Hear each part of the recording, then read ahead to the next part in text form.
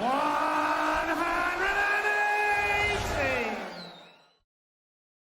Welcome back to Online Darts, everyone. We're here in Newcastle and we've grabbed Duzza for a brief chat. Glenn, first of all, enjoying life still? Yeah, brilliant. Like I say, I've never been happier, to be honest with you. I think people are surprised when I say that, but let me tell you, being a freelance journalist, commentator, coach, it's not easy trying to sort of juggle the workload, but all's good. As we head into the end of the first 3 months of the season, what have you made of it so far? But Luke Littler is a genius. I mean, it's just unbelievable. I think, I'm not great with words, which is surprising for a commentator to say that, but I literally found myself in the final last week in Cardiff, just going, wow, the 9 darter to boot as well. He's unbelievable. I mean, I grew up in the Phil Taylor era, then what Michael van Gerwen produced numbers in sort of 2016 onwards, and it just seems to be taking up a notch, and it's just the effect he's had on. Let's look at sort of as a coach now, it's just like everybody wants to be a dart player right now, and for me it's down to one person, and Luke Littler's just been staggering. Well, you touched on Phil there. It's been interesting that we've seen various bits of media recently that Phil wouldn't compete with him and so on. What do you reckon when you, obviously I know he's a generational talent, but what do you think of when you hear those things that he wouldn't stack up against Phil? Well, I mean, I'm a statistician now. I wasn't as a dart player, and numbers don't lie. Phil was producing some incredible numbers, and when you're up against someone, and that's why I wish we could just get the Van Gerwen of 2016. If something was going to inspire him to get back to his best, it would be seeing someone like Luke. But I think Phil in his day would have been a match for what Luke's doing. It's just a short space of time where Luke's about. I mean, the fact he didn't even practice going into Cardiff last week and then produce the darts that he did is staggering. I'm the biggest Phil Taylor fan, as you know, so I'm always going to disagree with that one. Well, you touched on the Michael of old. It's been a real mixed bag. Got to the World Final, then had a shocking start to the season. But the last 10 days or so, we've seen more from him. Where are you on the Michael game, and from a coaching point of view, because a lot is made of the action at the moment? Yeah, it's sporadic, his form. I think at times he looks $1 million.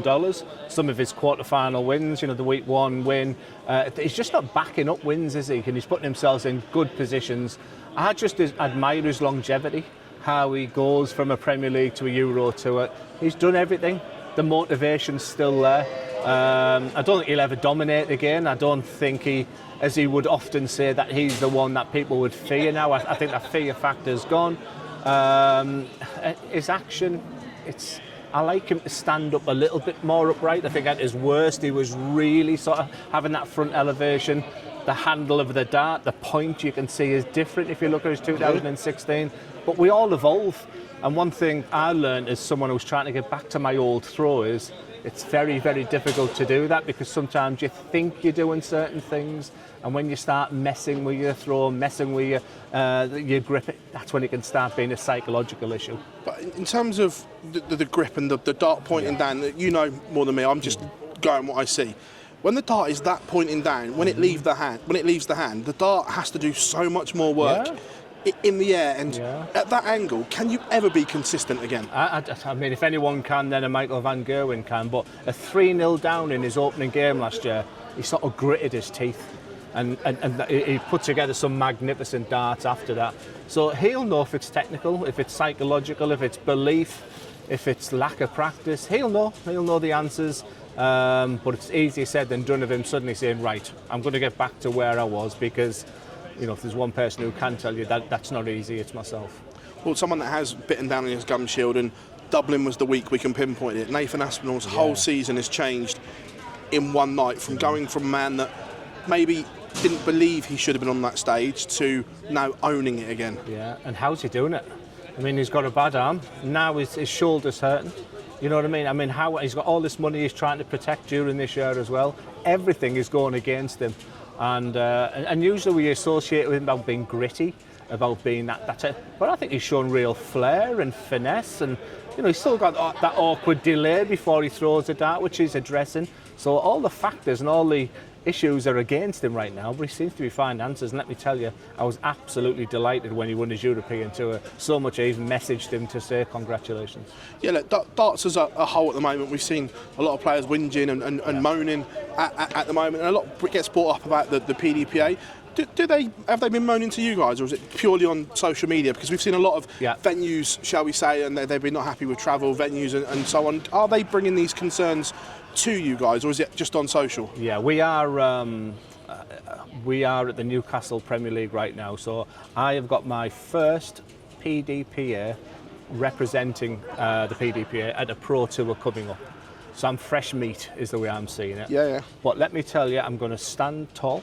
I'm going to go to every table. I've done a little bit of work with the PDPA where lots of questions I want to ask the players. And believe it or not, one of the reasons why the issues of the Euro Tour is that we're using the top 16 seeds was feedback from the top 16 of, you know, the logistics of what they had to do, you know. So I understand, you know, I resonate with the complaints, but let me tell you, they have got the best job in the world. It won't feel like it at times when you're going from flight to flight, a delay here and there, because I was sick as a chip as a dart player. But now, you know, I'm looking from afar with real jealousy that they're producing the darts and I'm here behind it, you know, in front of the camera now. So I'm going to stand tall and chat with them, listen to them, because I want that relationship between the PDPA and the players to be better. I'm the newest member, the newest director of the PDPA. I know how hard they work. They are working 24/7 on various projects, various things, and I just want to make sure that the players understand what's out there for them, what we're about, what we can do, what they can do for us, and so I want to increase communication between the PDPA and have a better feeling, because there has been a lot of negativity. Well, obviously those comments as well, and I know you've listened to the interview that I did with Matt, Edgar, and it was like, the PDPA are never going to bite the hand that feeds them. And when you hear things like that, obviously, I know that you can't say too much because of the position you're in. No, I'll answer anything. But the fact that that's being said by an ex-player that has paid into this scheme and schedule for so long, and I'm guessing he's not the only one that feels like the PDPA won't back their players because it is ultimately funded by the organisation that potentially they're not happy with. Yeah, I'm good friends with Matt Edgar, first of all, but he did not go to the PDA with very much as a professional player. So it's easy now, he's involved in the sort of media to sort of criticise and critique a little bit there. I see the good work, you know, I see the good work that's going on there, and I do understand the frustrations. Players have come to me, especially the issues of like, how on earth are we going to get into the top 16 now? And that's why it was really refreshing to watch the Chris Mason interview where he said, I think it was Chris Mason or Dan Dawson, somebody said, go and win a tournament. You know, that's how brutal and difficult it is. The rewards are out there, extra pro tours, you know, the European Tour, you know, the qualification I understand, but a lot of the big players aren't in that qualification situation. So I understand the PDC don't make many wrong decisions, and if I ever thought, right, I'm going to join the PDPA and change everything for the benefit of every single player, then I'd have been kidding myself. But I want to hear from the players. I want to know what their moans and gripes are. I've answered a few. You know, I've had a couple of messages on social media where I prefer to go through my Glen PDPA email. Because it's also an indication then that I'm settled in. I mean, do the players even know I'm a PDPA director now? So it's a big couple of weeks coming up for myself in relation to that, and I want that relationship between the players and the PDPA to increase communication between us. The other one as well on this, which is a PDPA stroke PDC thing, the WDF and stroke BDO have been hammered for this in the past, yet the new season has kicked off and the players don't know how they're qualifying for some tournaments. We've heard there's changes to the Slam coming. The World Championship 128, so obviously that's going to have a different dynamic on the tournament, the prize money and so on. The fact the season has started, yet things are going to change, is that can't be a good thing, can it? No, I don't think, and I think the PDC have recognised that as well, and I think that's a priority to try and get that sorted. I thought your question was going to be in relation to increased prize money. Well, that's coming in a minute. But the new Sky money, correct me if I'm wrong, is from next year. No, this year's World Championship is the first tournament under the new Sky deal, so hence why. So I would expect the increased money to be announced, ready for next year. So, but I assume the World Championships money will be something that's coming up very soon, and I think they'll do that. But I think players were expecting the Pro Tour money this year, maybe the Euro Tour to change. But my understanding, the rest of the prize money is like some players are saying they're expecting the world money to go up this year. But the fact that money aside, the fact that we don't know qualifying routes to these tournaments and the season has started, surely that's something that needs to be addressed going forward, that once the season starts, every player should know how they're getting to a tournament. No, I accept that. And if that's the main gripe, then it's my job then to facilitate an answer between the PDPA, the PDC, and for the players as well. So I accept that. I think that's something, and if that's if that's a real serious gripe for the players, then that's something I'll take on board. Not so much the top boys, because they know how they're getting there, but the ones lower down, and like out of these extra 32 places, how many? Because Barry said the majority will go to overseas qualifiers. Okay, that's fine, but how many extra are the Pro Tour getting and so on? We don't have that information yet. Yeah, and like I said, I watch every interview that you do with the Matt Porters and whatever. So, and I'm sure that they'll get an answer to the players as soon as they can. But if that's the main gripe, then I'll make sure that I at least facilitate an answer for them.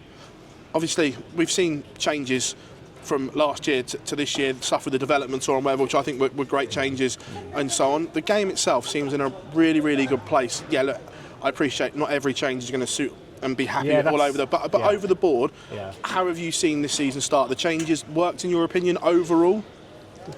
God, I'm a bit worried I'm going to be a bit of a PDC fanboy with my answers, but they don't often make many mistakes. I can understand. I think I read one from, I think it was Alan Suter maybe, who said he's like £15,000 behind his next player, etc.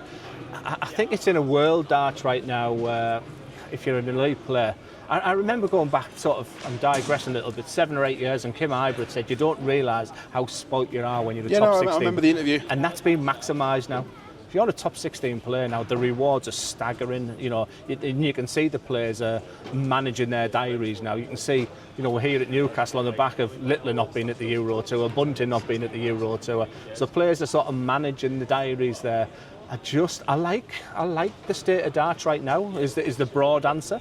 I understand some of the changes won't appeal to every single dart player, but they don't often get many decisions wrong, and I think dart is in an unbelievable place after the Sky money goes into it as well. The plans, we heard Barry's interview as well. So the broad answer is dart has never been in a better place. Yourself?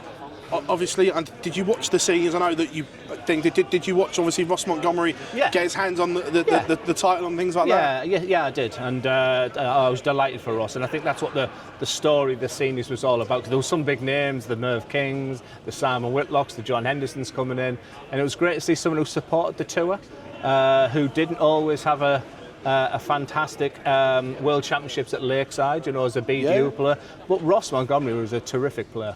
I really enjoyed my battles with him. To see him lift that trophy was a great story. Just darts in general seems in a good place. We've seen massive announcements from the ADC as well. And look, call me a cynic, but it seems like there's been a line in the sand drawn, and it looks like they're gunning for the WDF right now. That prize money increase that I'm sure 60 grand higher than Lakeside isn't a coincidence, and so on. It really seems like we've got amateur wars going on at the moment. I think so, and obviously I'm fairly close to Scott Hunt as well, who's a big part of the ADC as well.